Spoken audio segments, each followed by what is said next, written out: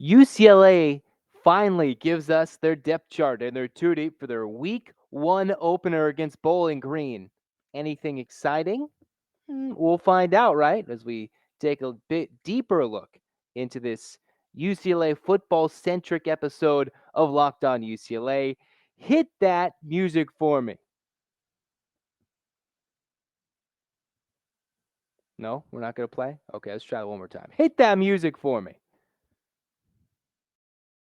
You are Locked On UCLA, your daily podcast on the UCLA Bruins. Part of the Locked On Podcast Network, your team every day.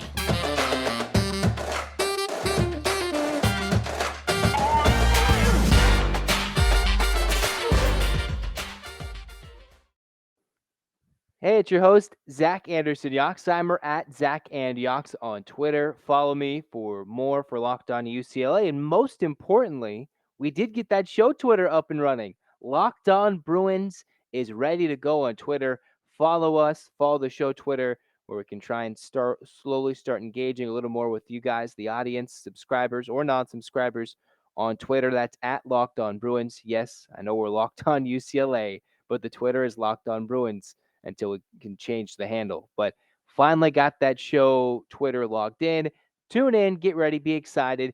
Thanks for making Locked On UCLA your first listen each and every day on YouTube, like we've been the last couple of weeks. Like, comment, subscribe, rate, comment, do whatever. We like to engage. We want to talk more about UCLA football, basketball, and everything UCLA athletics. Zach Anderson-Yoxsimer, get those hands in the air, Bruin fans, for a Bruin 8 clap. And it's 1, 2, 3, 4, 5, 6, 7, 8, UCLA, UCLA, fight, fight, fight, as Chip Kelly has released the depth chart for their week 1 against Bowling Green. And is it anything that is incredibly dramatic? Offensively, defensively, special teams? Honestly, quite not, but we might as well review it anyway, right? As we give you some of the highlights for Chip Kelly's offense. We'll start with that. Offensively for the Bruins, just kind of going 1 through 11. The wide receivers look like as follows. Cam Brown starting as the redshirt junior, 6-foot receiver. We mentioned him in our Award Watch podcast, where he was listed as one of those guys from the state of Texas who is one of those elite receivers. Had a good game last year. Cam Brown starting as one of the 3 receivers in Chip Kelly's system. Kaz Allen officially marking his move from running back to receiver. Had one of the big play weapons in big game touchdowns against USC last year. He's the number 1 receiver with Jake Bobo, that transfer from Duke, the 6'5" redshirt senior who is on the Blitnikoff Award watch list. He is one of those 3 starting receivers for the Bruins. Up and down the board, if you're trying to find any controversy at running back or quarterback, not too much. DTR, starting quarterback. We all expected this. 5 years sitting next to Zach Charbonnet, the 1-2 combo we expect for the Bruins to really pack a punch when the air game isn't going, the passing game expected to hit the ground, where the Bruins were able to rush the ball for well over 200 yards, plenty of times last year, one of the best rushing attacks in the Pac-12 between DTR, Zach Charbonnet. The number 2 behind Dorian Thompson-Robinson is Ethan Garbers, the redshirt sophomore who's been waiting in the wings to have any chance at a starting nod. Well, DTR continuing to hold it, and now Garbers will be the number 2 on the depth chart. The number 2 on the depth chart for running back is Keegan Jones, the redshirt junior. Yes, Keegan Jones. We mentioned him in one of our introductory podcasts about what Chip Kelly had said about some guys he saw nice things during kind of the beginning of fall camp, end of heading into those Pac-12 media days. Jones ends up becoming that second running back. If you remember, Deshaun Foster, the running backs coach for UCLA, did mention that he's not trying to overuse or abuse the workload of Zach Charbonnet. So whoever is that number 2, whether it's Keegan Jones or we see more types of special plays, get the ball to Kaz Allen in motion, or even find him in the backfield once or twice a game. We'll see, but it looks like Keegan Jones will get the bulk of those number 2 snaps, splitting the workload some way, somehow between Charbonnet and Jones. Up and down the board with the offensive line, you have Raekwon O'Neal, old line. You got the redshirt senior. He's backed up by Tyler Manoa, the redshirt senior. You'll just see this is a trend for UCLA's offensive line, right?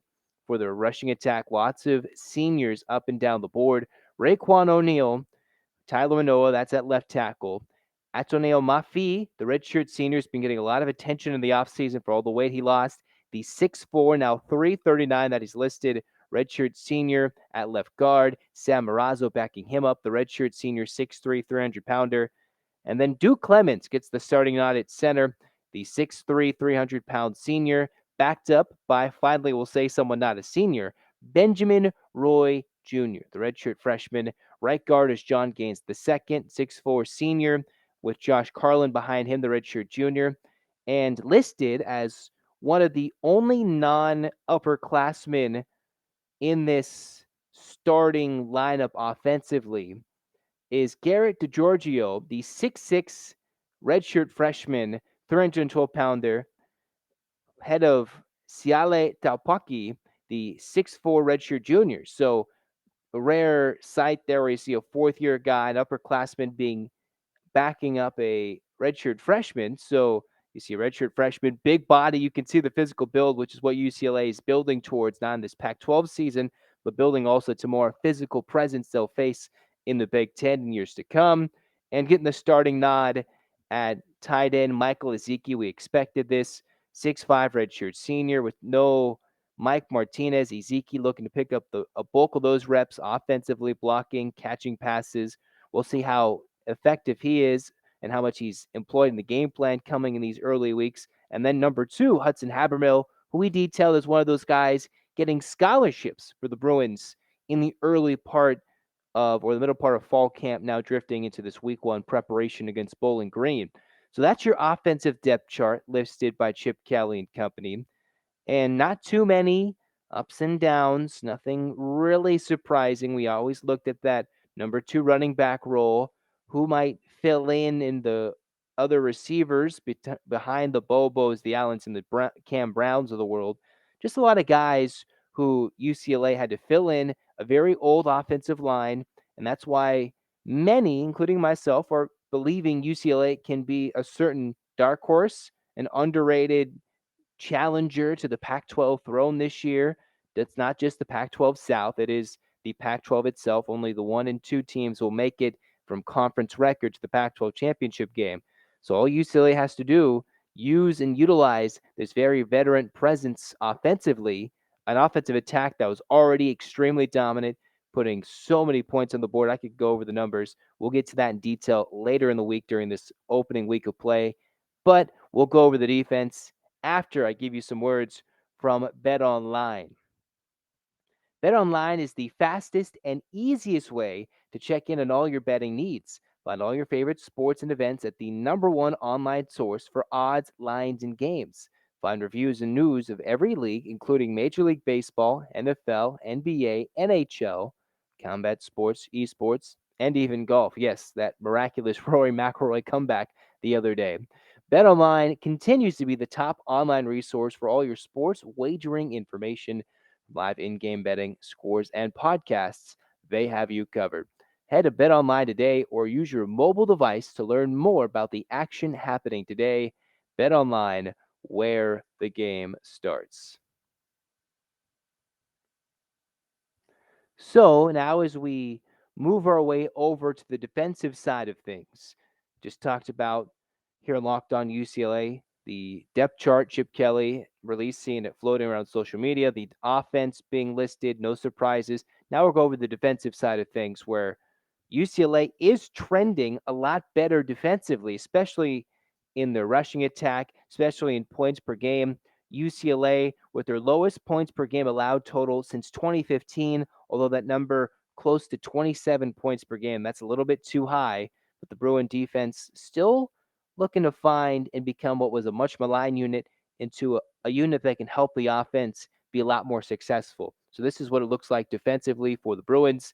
An outside linebacker that it's listed. You have the Murphy twins, Gabriel and Grayson, the redshirt sophomore, 6'3", 6'3", up and down the board, identical numbers, identical twins. Yes, the coaches, I've read about the UCLA coaches joke, yeah, it's just a Murphy twin out there. One's number 11, the other's number 12. Gabriel Murphy 11, Grayson Murphy 12. Those are the outside linebackers. but more defensive end type of hybrids there. Martin Andrews Jr., Richard Sr. as the D line, Jay Toia, who is the defensive line 6'3 sophomore. Bo Calvert starting over Carl Jones Jr., Richard Sr. over the senior there. We did see Jones Jr. get some nods in the preseason, but it's Calvert who gets the start. John John Vaughns, John John Vaughns is the junior linebacker who is a two-sport athlete, comes in and will be the starting linebacker, at least for now, backed up by Bryant Struther. Darius Muasau, the redshirt junior, starting at linebacker. You have Carson Schweinsinger, the redshirt freshman, backing him up. Kane Madrano starting as another starting linebacker ahead of another guy, Shea Pitts, who we detailed as one of those two guys with Hudson Habermill who got scholarships, and they're both listed in the 2 deep. So now we got Shea Pitts saying, all right, I'm in the 1-2 combo as a linebacker.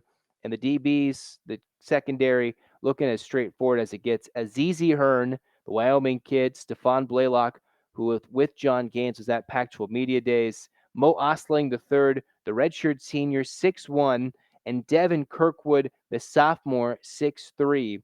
And for Kirkwood, other than Toia, he's a guy that if you go strictly by year in class, is the youngest in class years to be in the starting secondary. So again, the theme for this UCLA starting offense, defense is simply how old they are. It's already been talked about that they got 14 guys in graduate programs through the Bruins this year. Chip Kelly's noted, yes, so many times in the preseason, we have to bring it up. He's been asked questions about the Big Ten. It's about this year. This is the dream year. This is a springboard year. It's very important that they take care of business. I listed on that offensive line just about of the 5 offensive linemen for the Bruins, 4 of those are seniors.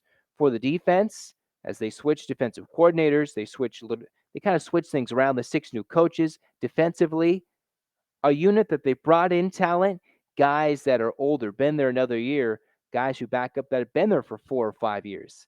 A veteran unit, while they're trying to get used to a new coach, new coordinator, a solid unit that's gotten some looks with the Butkus Award, all sorts of promising leads into what looks to be a UCLA front that can dominate the lesser opponents and keep par with those top-tier offenses the Bruins expect to face against physical teams like the Utahs, the almost always dynamic Oregons, and then the big, hype train coming the other way at the SCs. Those are the games UCLA needs that defense to perform, and that's who it is, 1 through 11 on the defensive side. Special teams, nothing too crazy for UCLA's bunch, although I thought it was interesting to take note. One, Nicholas Barmira is both the place kicker and the punter. He's going to be doing both things, being backed up by RJ Lopez as a kicker and as a punter by Chase Berry. So the redshirt junior, brother of Anthony Barr, it'll be Barmira who will be doing the kicking and the punting this year. So we'll see how he fares doing both. If you missed it, Luke Akers, now of Northwestern, had a fantastic game against Nebraska. The UCLA transferring out over already into Big Ten country. And Akers, in week 0 of the college football slate in Dublin, found himself at home punting the football, it seemed like, with 4 punts inside the 20 and almost having like a quarterback like stat line, 245 yards with punts, 6 attempts. Something they might be missing is he was a little bit of a star and sensation as the Wildcats beat Nebraska. Now here's Barmira taking the hands of both. Kind of the college scheme of things. You see this more in college, not something that happens in the NFL with so much specialization. Barmira kicking and punting. Kickoffs, you have RJ Lopez, you have Sean Holland, holders, guys that you cannot overlook. Sean Holland, the redshirt senior holder, with Chase Artopius, who is the redshirt junior, backing him up. Jack Lander IV, who's already been listed on a preseason award watch list for this long snappers of the world. And then what looks to be maybe a dynamic return game, Kaz Allen and Keegan Jones, both listed as kickoff returners. We know Allen's exploits returning the football, and they're having Jake Bobo actually be the punt returner, the 6'5" redshirt senior, just looking to keep possession, make sure you control the football, and don't do too many, when it's with punt returns, so many factors, the punts, the returns, everything.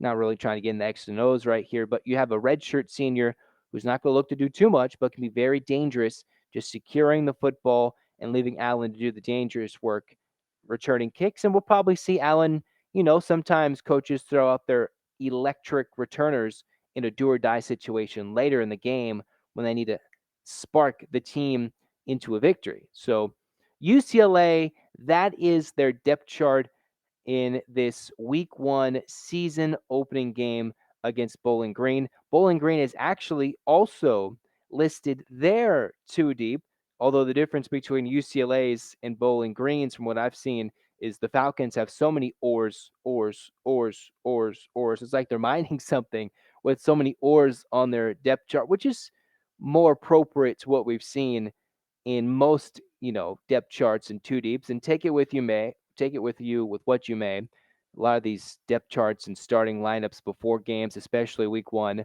are not to be trusted or believed. I've learned it myself the hard way with various 2 deeps I've been given before, but UCLA seemed pretty standard. We go up top to bottom, and for the most part, there's nothing really questionable or something unexpected for the Bruins in their first depth chart release of the season for week 1. Bowling Green's is up on their athletic website, and while we're not going to go step by step as to who every Falcon player is, I thought it would be nice to go over in a bit by bit preview of the Falcons. We'll go over their offensive line, which was somewhat of a much maligned unit last year for the Falcons, as we go back to this UCLA preview for week 1 to wrap up Locked On UCLA today. And for Bowling Green, their O-line was amongst the bottom tier in the FBS. This is a team that was 4-8, got a win at Minnesota, a 9-4 Minnesota team with their head coach Leffler in his 4th season, and their O-line allowed 3.25 sacks per game and 7 tackles for loss. So this is a team that allows the defense to put them behind the chains, get them behind the sticks, and find themselves in 2nd and longs, 3rd and longs. Whether it's 2nd and long, 2nd and short, they lose yards. Last year, they only had 103 rushing yards per game. So you have a team that's coming off a dynamic rushing attack in 2021 with the Bruins, in Bowling Green, who is coming off anything but that, with one of the worst rushing attacks in the nation. Only 4 times did a single running back manage to get around 60 rushing yards in a game, only 4 times in 4 separate games. And they had the 109th scoring offense. So you would think, all right, this leads itself to be a UCLA just domination defensively, right? You got an offensive line that's makeshift. And while their coach went out and decided to find some different guys back and forth in terms of how can they improve this rushing attack, protect their quarterback, who is a SoCal native, by the way, which we'll get more in depth to later in the podcast of the future days coming up this week. Their offensive line, Bowling Green, last year had 2 freshman walk-ons starting. That's not going to lead itself to success. As great of a story as it is, 2 freshman walk-ons, 1 true freshman walk-on named Cade Zimmerly, who was the only true freshman walk-on to start at an FBS program last year. So they were really hurting with the Falcons in the offensive line. A lot of things that could really change things going forward. They have Zimmerly coming back, although he's not officially listed from the depth chart I saw as a starter, but he's back. He got lots of experience.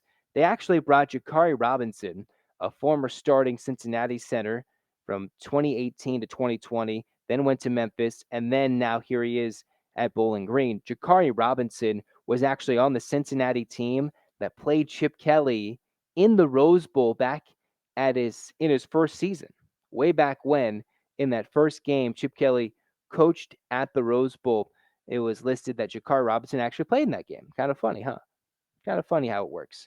All the way back in 2018. So Robinson starting then, 3rd school. He expects to be a starting center for Bowling Green. That can really help their different things. 2 more Cincinnati transfers. They got Marcelo Mendiola, Jake Burns, 2 more FCS transfers. So a lot of transfers coming in to help fix this Bowling Green offensive line that was much maligned.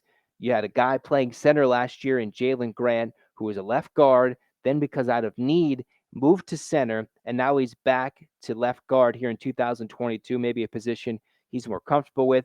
And they have a third returning starter, Jeremiah Banks-Wall, and still some more guys I didn't even mention who could factor in into what seems to be a lot more depth on the offensive line. That, again, they're facing a UCLA defense that's coming off last year holding 5 teams under 100 yards rushing, where UCLA won every one of those games when their opponents did not rush at least 100 yards in that game. And last year, if you remember in the season opener, the Bruins held Hawaii to only 26 rushing yards, one of the lowest rushing yards by an opponent since that BYU game back in 2016. So for the Bruins, they're looking to have a strong day. Bowling Green, at least running the football, coming off the stories from last year, a lot of youth, a young presence in that front, looking to block and run the football if that's what they decide to do this year a little more. Try to emphasize that. They've changed things around. A lot of youth. So maybe this first game, all those veterans on the UCLA defense can come through, use their size, dominate the line of scrimmage, and the Bruins can find themselves in a strong set. The nice secondary to the Bruins. Lots of veteran presences, the transfers, just guys who've been there. And for UCLA, this is what they got to do. Simply limit the big plays, get the turnovers, but it's this offensive line that they need to attack coming forward this year for Bowling Green. That's been the question mark. And both teams kind of looked at being slight dark horses, one more a known dark horse with UCLA to compete. Bowling Green, this is their step up or lose it year for their head coach, where he's probably on the hot seat. And even Chip Kelly is, even in the fans' perspective, what I've seen, in a hot seat. This is the dream year set up for the Bruins, where they haven't had this many home games since 1942, 8 home games in a single season, at least on the schedule. So the Bruins have themselves a cupcake schedule. No Michigan. They got Bowling Green. UCLA, where they dominated stopping the run last year, facing a Bowling Green team that couldn't run the football last year. Will those two things collide? Will they actually mesh here in the 2022 season opener on what will be a hot day, an extremely hot day at the Rose Bowl? Temperatures above 100 degrees on Saturday, despite the game starting at 11:30 in the morning, so slightly cool before it gets hotter and hotter.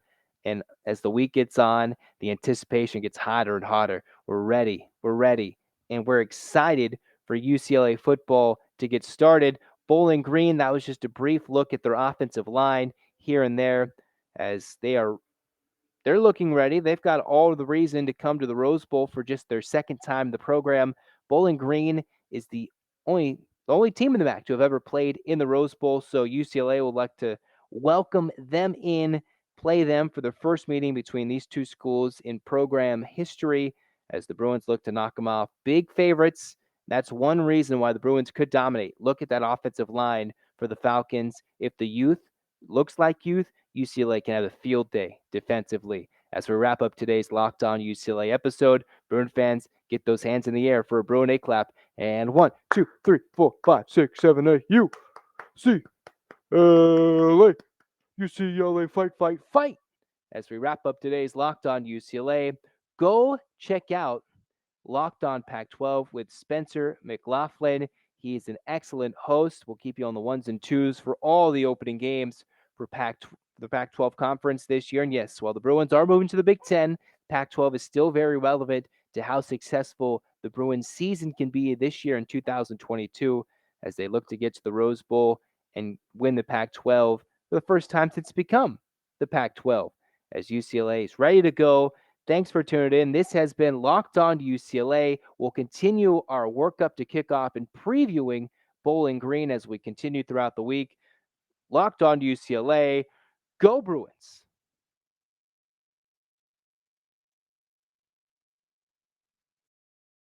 You are Locked On UCLA,